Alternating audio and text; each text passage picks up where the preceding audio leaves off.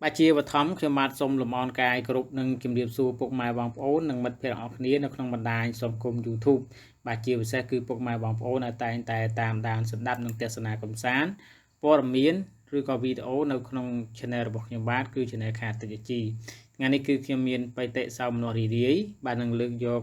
bó rầm miến rồi có đầm nâng lọ muối bà sầm rạp bà bằng ôn chia chun rồi có hào thà bằng ôn chia bồ rọt bà group số to bẩn nặngនៅក្នុងខេត្តពោធិ៍សាត់បាទគឺតកតងទៅនឹងរោងចក្រគុំនិងដំឡើងរថយន្ត Ford បាននឹងលេចចេញជារូបរាងនៅខេត្តពោធិ៍សាត់ឆាប់នេះបាទហើយក៏ជាដំណឹងល្អមួយផងដែរបាទសម្រាប់អ្នកខេត្តពោធិ៍សាត់ហើយព័ត៌មាននេះផងដែរយើងឃើញថាមានព័ត៌មានសារព័ត៌មានក្នុងស្រុកយើងគឺបានធ្វើការចុះយ៉ាងព្រមព្រៀងទៅហើយបាទហើយក៏មានភាពសប្បាយរីករាយនិងជាសេចក្តីត្រេកអរមួយផងដែរបាទពីព្រោះថានៅពេលដែលមានរោងចក្រនៅខេត្តពោធិ៍សាត់គឺនឹងបាទមានការងារបាទដល់ពលរដ្ឋបាទខ្មែរយើងខ្លះផងដែរបាទអូខេតោះឥឡូវកុំឲ្យអូកាឡាស៊ីពេលសូមអញ្ជើញរីករាយសម្រាប់នឹងទស្សនាកំសាន្តជាមួយនឹងព័ត៌មាននេះលំអិតជាមួយនឹងខ្ញុំបាទទាំងអស់គ្នាបាទនៅពេលឆាប់កំមុខរោងចក្រគុំនឹងដំឡើងរថយន្ត Ford របស់ក្រុមហ៊ុន RMA Automotive Cambodia Co Ltd អាចនឹងលេចចេញជារូបរាងនៅក្នុងទឹកដីខេត្តពោធិ៍សាត់បាទលោកម៉ៅធនិនអភិបាលខេត្តពោធិ៍សាត់និងគណៈកម្មាធិការអន្តរក្រសួងស្ថាប័នរបស់ក្រុមប្រឹក្សាជាតិអភិវឌ្ឍកម្ពុជាគណៈកម្មាធិការវិនិយោគកម្ពុជាមានប្រសាសន៍តាមរយៈ Zoom លើកឡើងថារោងចក្រផលិតរថយន្ត Ford នឹងត្រូវធ្វើឬក៏បង្កើតឡើងនៅក្នុងភូមិសាវ័នឃុំស្នាអន្សាស្រុកក្រកោមានលទ្ធភាពស្រូបយកកម្លាំងពលកម្មប្រមាណជា500នាក់សម្រាប់ខ្សែសង្វាក់ផលិតកម្មឆ្លើយតបទៅនឹងតម្រូវការទីផ្សារក្នុងស្រុកឆ្លងកាត់កិច្ចប្រជុំនេះលោកម៉ៅថនិនគាំទ្រយ៉ាងពេញទំហឹងចំពោះគម្រោងនេះខេត្តពោធិ៍សាត់ត្រូវបានទទួលនៅបាទមរតកអមតៈជាច្រើន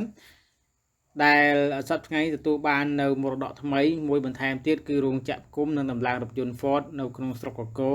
បាទនៃខេត្តពោធិ៍សាត់កាលពីព្រឹកថ្ងៃទី14ខែកញ្ញាឆ្នាំ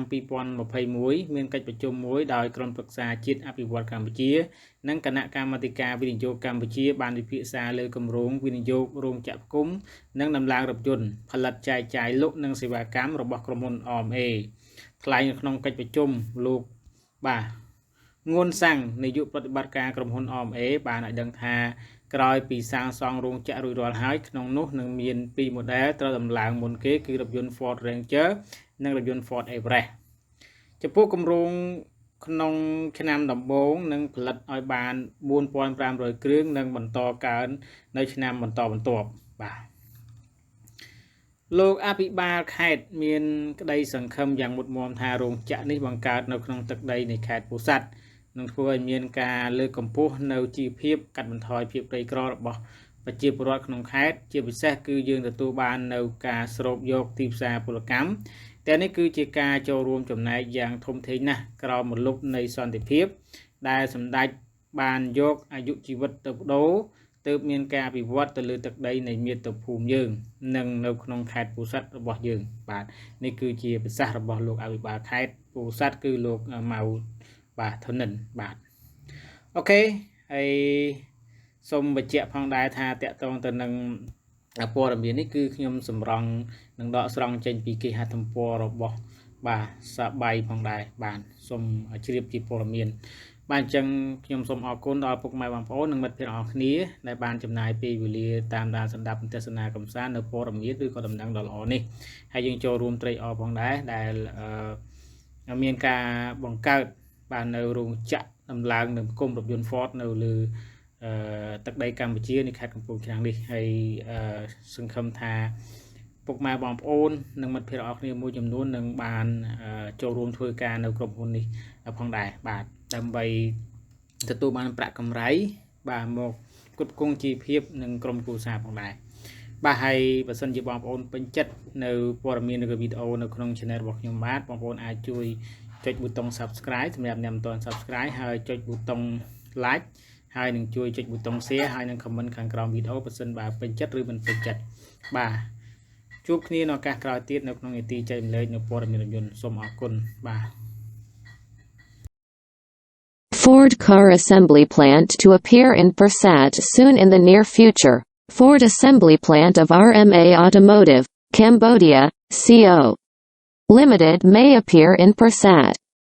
Mao Thunin, Governor of Pursat Province and an Inter-Ministerial Commission of the National Council for the Development of Cambodia, Investment Committee of Cambodia, said through Zoom.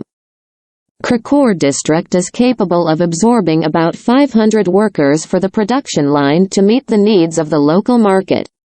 Through this meeting, Mr. Mao Thunin fully supported this project. Pursat Province has inherited a lot of immortal heritage, which today received a new heritage. The Ford car assembly and assembly plant in Krakor district of Pursat Province. On the morning of September 14, 2021, a meeting was held between the National Council for the Development of Cambodia and the Investment Committee of Cambodia to discuss RMA Company's investment in car assembly and assembly, manufacturing, distribution, sales and service. Speaking at the meeting, Mr. Nguyen Sang, CEO of RMA, said that after the construction of the factory, there will be 2 models to be installed first. Ford Ranger and Ford Everest. The project in the first year will produce 4,500 units and will continue to increase in subsequent years. The provincial governor strongly hopes this factory established in the territory of Pursat Province will improve the living standards and reduce the poverty of the people in the province.